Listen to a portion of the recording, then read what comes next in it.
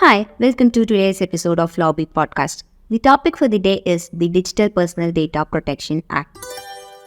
On August 15, 2021, our Prime Minister Shri Narendra Modi introduced the term called Decade, TECHADE, reflecting his vision of a future full of technological opportunities for students and Indians who will be the part of workforce tomorrow. At present, there are 830 million Indians who uses the internet, and by 2025 to 2026, it will be 1.2 billion Indians.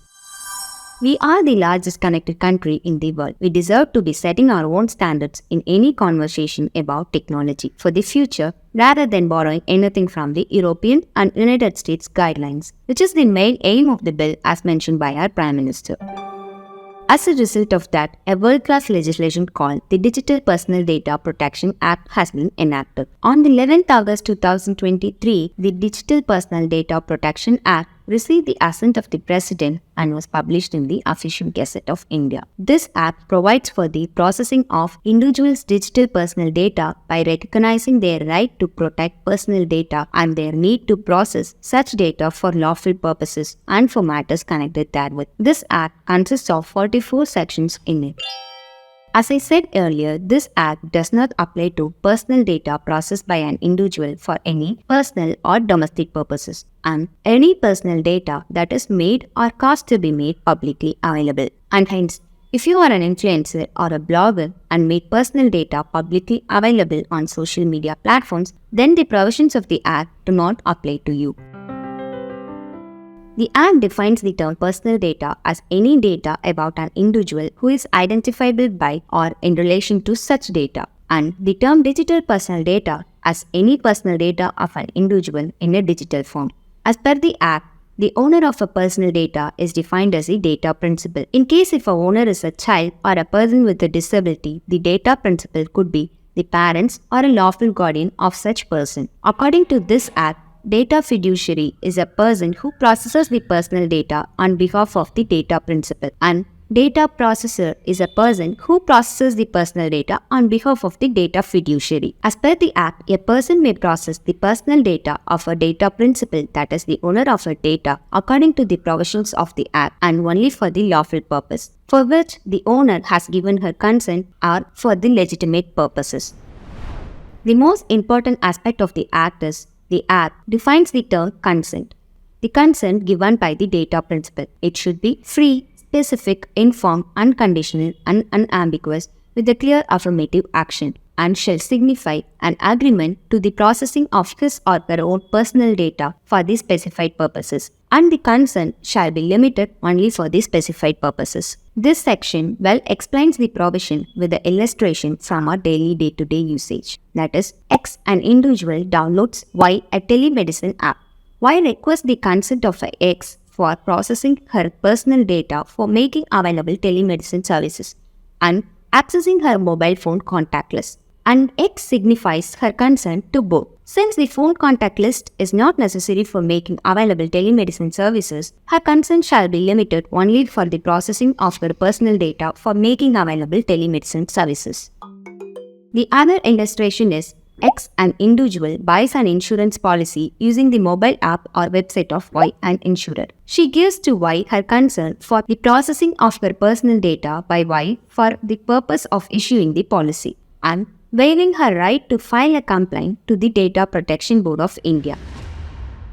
According to this Act, the consent relating to waiver of her right to file a complaint shall be invalid. The owner of the data shall have the option to withdraw her consent which is given previously. Upon withdrawal, the data fiduciary or the data processor must promptly halt the process of data. The Act also mandates the practice of giving notice by data fiduciary or a data processor to the data principal, informing he/she the personal data and the purpose for which the same is proposed to be processed, the manner in which she may exercise her rights, the manner in which the data principal may make a complaint to the board. If the consent is obtained before the commencement of this Act and after the commencement of this Act, the data fiduciary shall notify the data principal about the purpose of the data processing and the consent. The consent given by the data principal is the basis of processing personal data, and if the consent given is challenged later, then the data fiduciary shall be obliged to prove that a notice was given to the data principal for obtaining consent,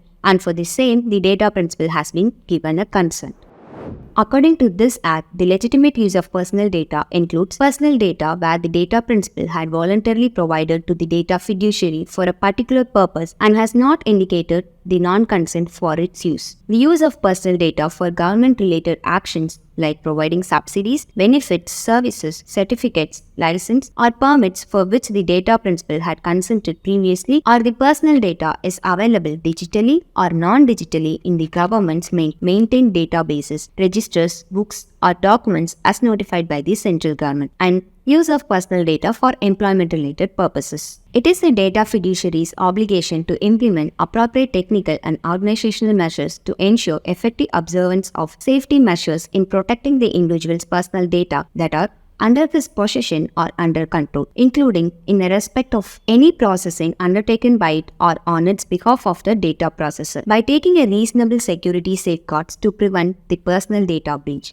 In case of failure to safeguard personal data of a owner, the data fiduciary is liable for the breach and shall be liable to pay the fine of rupees 250 crore. The Act provides for and protects certain rights of an individual such as right to access information about personal data and right to correction and erasure of a personal data, right to grievance redressal and right to nominate. Also, as per the Act, it is a data principal's duty to comply with the provisions of all applicable laws for the time being enforced while exercising rights under the provisions of this Act. If a data principal impersonates another person while providing her personal data for a specified purposes or suppresses any material information while providing her personal data for any document, unique identifier, proof of identity or proof of address issued by a state or any of its instrumentalities, or registers a false or frivolous grievance or complaint with the data fiduciary or a board, then the data principal shall be liable to pay a fine of rupees 10,000 as per the Act. Section 16 of the Act forbids the transfer of personal data by a data fiduciary outside India in relation to any personal data or a data fiduciary or class thereof. The Data Protection Board of India, established by the central government under Section 18 of this Act, shall be adjudicating authority who monitors, receives complaints, directs for inquiry, modifications, and initiation of hearings and pronouncement of decisions. Telecom Dispute Settlement and Appellate Tribunal, established under the Section 14 of the Telecom Regulatory Authority of India Act 1997, is the appellate authority under the Act. In case of data fiduciary failure to adhere to the proceedings of the board, the punishment shall be rupees 200 crore as a fine. The other equivalent provision which the Indian Parliament plans to enact in parallel to the Digital Personal Data Protection Act, the National Data Governance Policy, the Indian Penal Code Amendments for Cybercrime, is the Digital India Act. Apart from fresh class of intermediaries, social media intermediaries, significant social media intermediaries, and online gaming intermediaries mentioned in IT Rules 2021, the Digital India Bill introduces various classification systems for intermediaries based on their risks and size, such as social media platforms, e-commerce platforms, AI platforms, and fact-checking platforms. The bill also provides for establishing a dedicated Internet Regulatory Authority similar to that of Telecom Regulatory Authority of India or the Securities and Exchange Board of India. Offences that are included in the bill are deliberate dissemination of misinformation, identity theft, cyberbullying, targeting children, and other similar activities. By classifying these actions as offense, the bill aims to address and combat the negative consequences of misconduct in the digital space. This provision enables Ministry of Information Technology to take appropriate measures and establish legal framework to prevent and penalize individuals or entities involved in the harmful activities, promoting a safer and more responsible digital environment. The Digital India Bill ensures the platform are held accountable for hosting prohibited content.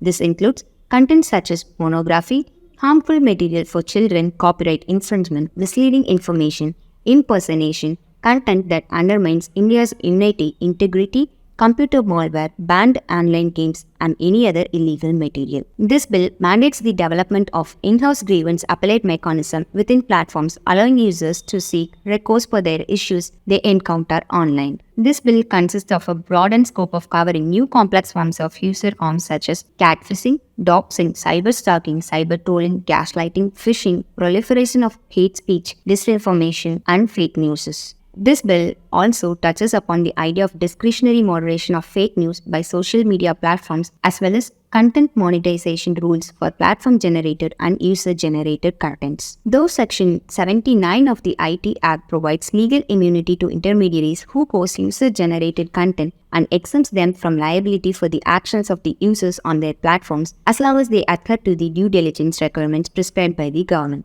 The safe harbor provision, which is important in ensuring free speech online, must be retained and preserved. The principles of openness, trust, and safety for the internet must be applied to the platform and users alike. It is widely spoken that in order to combat transparency, the ministry would consider the approach adopted in Britain's Online Safety Bill and Euro Digital Safety Act. Unfortunately, the process bill has finally begun after delays and were widely spoken in the media, but there is no draft bill or white paper in any public domain. As an additional tip, the pre-legislative consultation policy 2014 in India mandates the government to place a draft version of any law, bills, rules, regulations, etc. in the public domain for at least 30 days for the purpose of receiving comments, submissions from the public. That's it for the day. Thank you for listening to us. Subscribe and support us. Stay tuned. Stay lobbyfied.